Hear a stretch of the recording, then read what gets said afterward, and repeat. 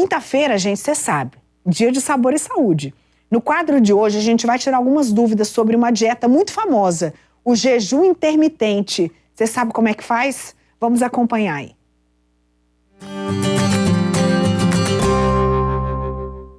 Olá, eu sou Gabriela Diniz e hoje é mais um dia de sabor e saúde. Você com certeza já ouviu falar sobre jejum intermitente, não é mesmo?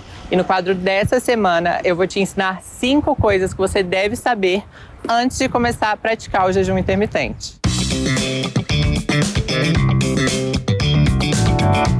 A primeira coisa muito importante que você deve saber sobre o jejum intermitente é que ele não é recomendado nem para gestantes, nem para lactantes de forma alguma.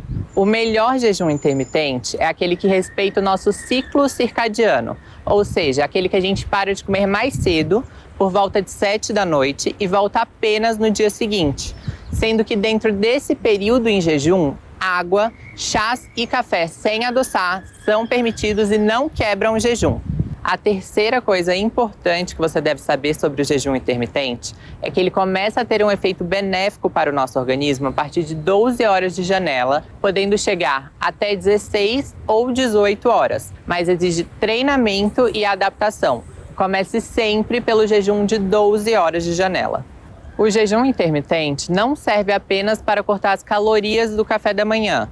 Ele é uma estratégia onde ensina o nosso corpo a trabalhar com a gordura como fonte de energia. E a gente chama isso de cetose. E a quinta coisa importante que você deve saber é que o jejum não é apenas para quem quer emagrecer, mas ele também é útil para cognição, foco e concentração, ajuda a regular os níveis de glicose no sangue e também ajuda na renovação celular, que a gente chama de autofagia.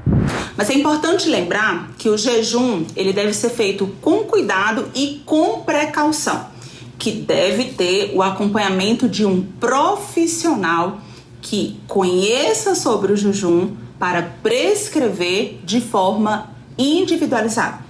Alguns filósofos dizem que o jejum ele ativa o médico interno, mas você não pode sair por aí deixando de se alimentar por horas e horas, sem ter a orientação de um profissional. A forma como você vai quebrar o jejum é muito importante. De nada adianta praticar o jejum e quebrar com uma coxinha, por exemplo. A sua primeira refeição depois do jejum tem que ser uma refeição saudável, com comida de verdade e não com industrializados, frituras e ultraprocessados. E essas foram as 5 dicas de saúde, bem-estar e emagrecimento dessa semana.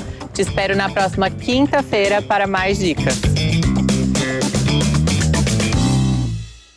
Obrigada, Gabi. Isso é pra gente entender o aprendizado de hoje, que até para parar de comer e fechar a boca tem que saber como fazer. Não é simplesmente parar de comer e achar que tá fazendo jejum, não, tá? Tem que ter orientação, tem que entender o porquê e como você vai quebrar esse jejum depois é muito importante para a efetividade dele.